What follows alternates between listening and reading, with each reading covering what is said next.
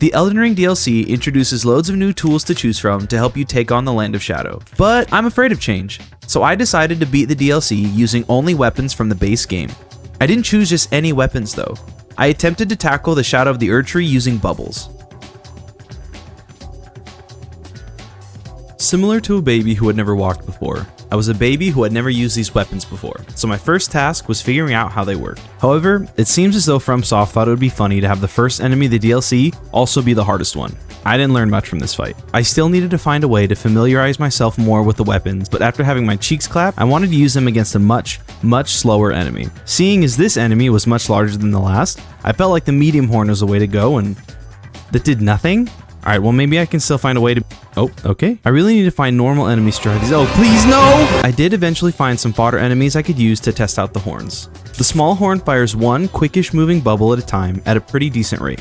It's the horn that has the shortest cast time, making it good when dealing with quick moving or small enemies. The medium horn shoots out lots of bubbles, but the cast time is kind of slow.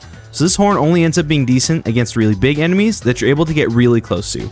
Kind of like this. Basically, the medium horn is only good if you can get it into the enemy's no-no square. Finally, we have the big horn, which is what my wife calls me. This is the bubble that does the most damage, and it has a decent sized AoE, but it also has the longest cast and recovery time. This made using the big horn difficult, but there are two specific situations in which it excels. You'd never expect it, but the big horn made an excellent stealth weapon.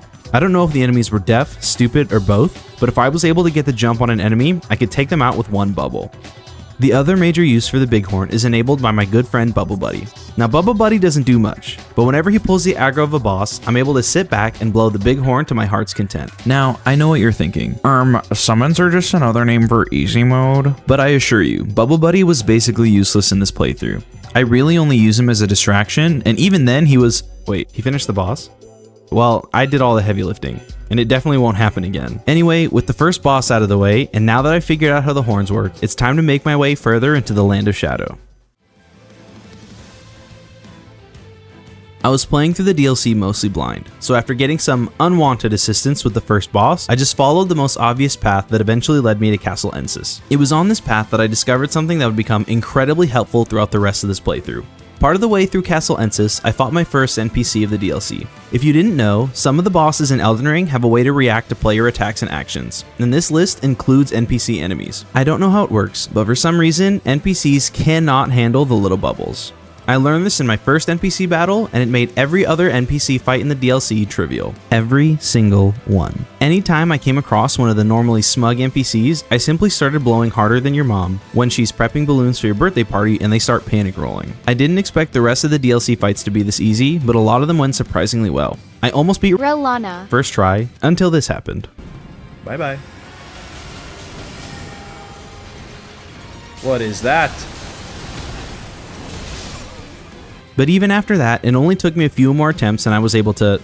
Wait, did able-bodied do it again? He's taken out 2 bosses now? That's gotta be a first. No way he does it again though. Relana wasn't the only boss that felt easier than anticipated. I got this weird dog and this big red bear both on my second try. And even Bale and Mesmer, bosses that are regarded as some of the hardest in Elden Ring, both took less than 5 attempts each. I did have a couple of close calls, with some bosses taking me out at the same time that I beat them. Upon defeat, the Putrescence Knight and Finger Mommy both let out massive AoEs and I rolled into them, like a bozo. But a win's a win. These fights weren't easy by any means. They simply went smoother than I anticipated. Maybe I'm just better at this game than I thought.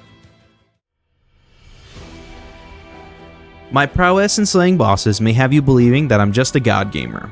But I'm ashamed to admit that there was still quite a bit of this DLC that I struggled with. You see, because I was doing so well against some of the bosses, I started playing a little loosey-goosey, just a wee bit willy-nilly. I figured this ball of lightning would be harmless. I underestimated the aim of these rock snakes, got some kisses from these fingers, and these guys kept dancing all over my body. I also assumed that this Sunflower and Gaius would be easy, and I struggled a lot with both of them. For the life of me, I couldn't dodge this very telegraphed move from the Sunflower. This ended up being the boss that killed me the second most amount of times throughout the entire DLC. I guess you could say it was a thorn in my side. Gaius, while not as bad as the Sunflower, was still annoying in his own right. By this point in the DLC, I had figured out the bubbles had 2 clear weaknesses: fast-moving enemies and enemies that are aggressive. 2 traits that Gaius had. Now you might be forgiven for thinking, Gaius is riding a boar, how fast could he be? And to that I say, have you ever seen a boar do this? What is happening?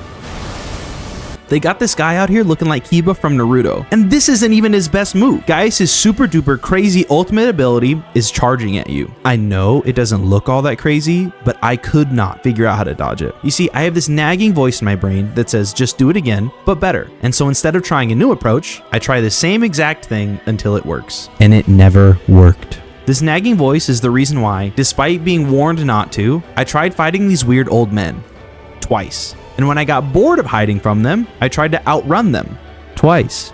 It's okay though, because failure is part of the process. You see, I use these losses as a way to learn and get, wait, what? He did it again? This is the third? Wait. Flashback. We got him. End of flashback. This is the fourth boss that Bubble Buddy's taken out. Am I a fraud? When I first started using summons, I didn't think it'd be a big deal, but has Bubble Buddy been carrying me this whole time? No, I can't think about this right now. I gotta finish. We're almost at the end. Let's just jump into the final boss and we'll get it over with. How hard can the last boss be? Okay, so this boss was hard. The first phase isn't too bad, but when he puts Miquella Ultra on his back, Radahn becomes a demon.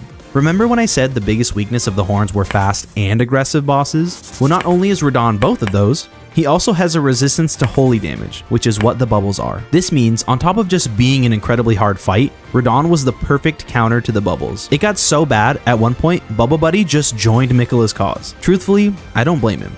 Radahn is basically swinging around semi-trucks at the speed of light. His combos feel endless, a lot of them end in a huge AoE explosion, and even if I manage to put distance between us, Radahn uses the same jutsu as Gaius. I'm gonna be honest, after the first few dozen deaths, I started to feel like this was gonna be impossible. The Horns were too slow, they didn't do enough damage, and even with Bubble Buddy taking some of the heat, Radahn's attacks in second phase just felt too fast and too aggressive for me to ever get a hit in. I didn't think there was anything I could do to beat him.